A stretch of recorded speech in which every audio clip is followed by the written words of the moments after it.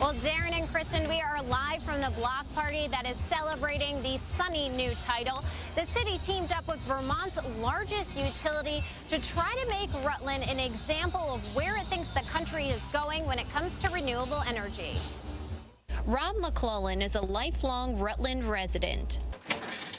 He's lived in this house for the past 26 years. In May, he installed 48 solar panels on his south side facing roofs. The configuration that we have on the roof right now will provide for about 85 to 100% of our utility bills. His solar project, along with 50 others around the city, means Rutland is the solar capital of New England. It was a community that was determined and had a lot of grit in terms of the transformation. It took Green Mountain Power, along with the city, 3 years and 7.87 megawatts of solar power to achieve the designation. That's the most solar generation per capita of any city in New England. It's enough energy to power 1,600 homes. Solar is increasingly popular, with arrays popping up across the state. The quick growth is fueling criticism about solar sprawl wiping out Vermont's landscape. But CEO Mary Powell says that's not GMP's mission. We're kind of in love with rooftop solar. We love the idea of fostering that because, again, when you have it closer to load, whether it's a home or a business, it really makes it the most resilient, locally generated, most effective option of the future. Currently, there's a 30% federal tax break for an unlimited number of solar projects, but that write-off will drop to 10% at the end of 2016. But does some of the spark of solar go away when that incentive goes away? I believe that because the cost is coming down anyway and it's becoming economical on its own, that we will still see meaningful solar in the future. As for McClellan, he now loves getting his utility bill, which used to be more than $200 a month, and living in a city with a bright new title. Rutland's a great place to be, and so we're very happy. This is just one more accolade for us. We're happy about that.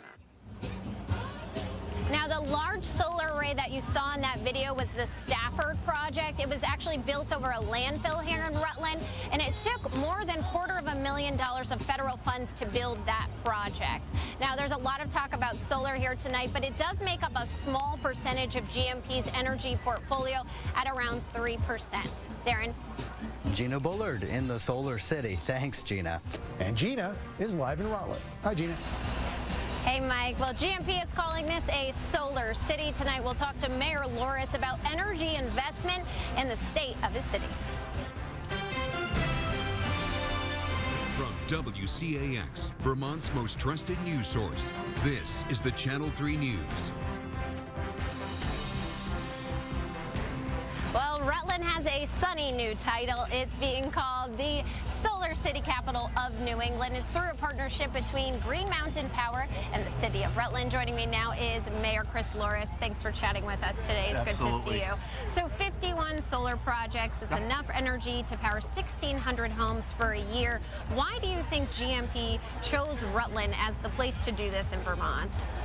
That's a real simple question to what could be a very long-winded answer, but it's simple. The company, Green Mountain Power, recognized through the merger with CVPS that they were going to make certain commitments to the city of Rutland. Yeah. And that's the formal piece.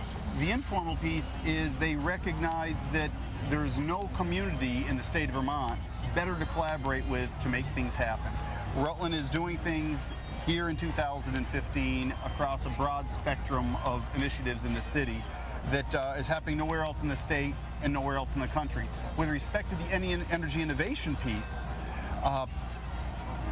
we want to use Rutland as a laboratory with renewables and energy innovation to show the state how to transform energy generation and delivery, and therefore show the country and lead the country in those same sectors.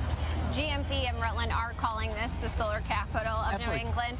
But what else does the city have going for it to attract businesses and people?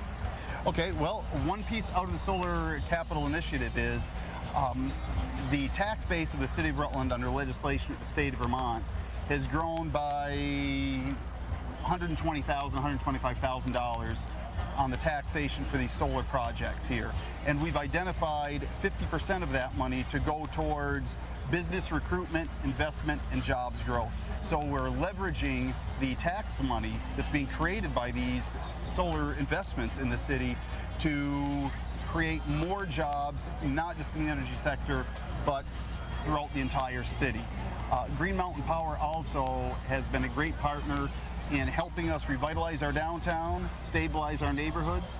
Our vacancy rate in downtown is less than 5% when it was well above 25% just 5 short years ago.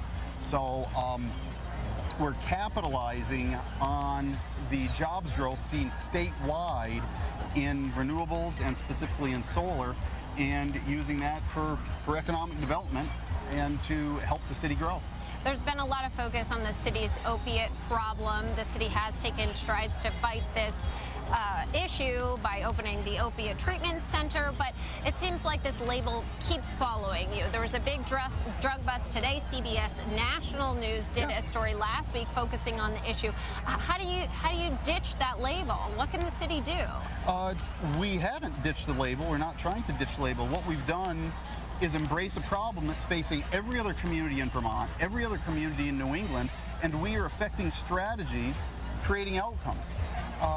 We are a national model in 21st century data-driven community policing and have been recognized through organizations in Washington, D.C., organizations out of New York City, from the International Association of Chiefs of Police to the National Network of Safe Communities, for the strategies we have developed to drive down the quality of life crimes in the city of Rutland. Burglaries are down 50% in the last 2 years, and it has a discernible and tangible feel on the street.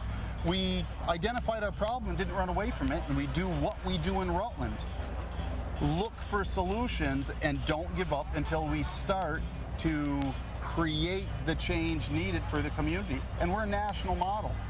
We're one of 21 communities in the entire country and the only community in New England under President Obama's 21st Century Task Force Police Data Initiative. And that means openness and transparency in all things to do with community policing. We're leading the way. Let's talk about the police department. How's this search going for a new police chief? It does seem like it's taking quite a bit of time. Oh no, it was designed to take quite a bit of time, and frankly, we were the target was that he'd be in place by the end of the year, and right now we just finished all the interviews last week and are working out the final details with the gentleman who has been offered the gig. When we talk about the police department, there's a current state trooper who was a Rutland police officer who is putting on a lawsuit against the department and several others, claiming there's a lot of racial profiling going on, just a really inappropriate work environment. Do you think that's hurting the chance of hiring a really qualified police chief? No, just the opposite, because those allegations incorporated in that lawsuit happened 2010, 2011. Since that time, 25 of our 40 sworn officers have turned over. We've got 25 of 40 who've been there since 2012 when Chief Baker took over. And since 2012, the city of Rutland has led the way in the state in fair and impartial policing. Do you think the lawsuit has merit? I can't speak to the lawsuit. All I can speak to is the fact that the city has turned itself around. The culture of the police department is transformed, and that transformation in the police department has led the way and transformed the culture of this community with respect to bias, diversity, and policing. And we are now leading the way for the state in ways that I just described. And also leading the way in the state and New England for solar energy, Rutland Mayor Chris Lors. Thank you very much for joining us tonight. Appreciate it.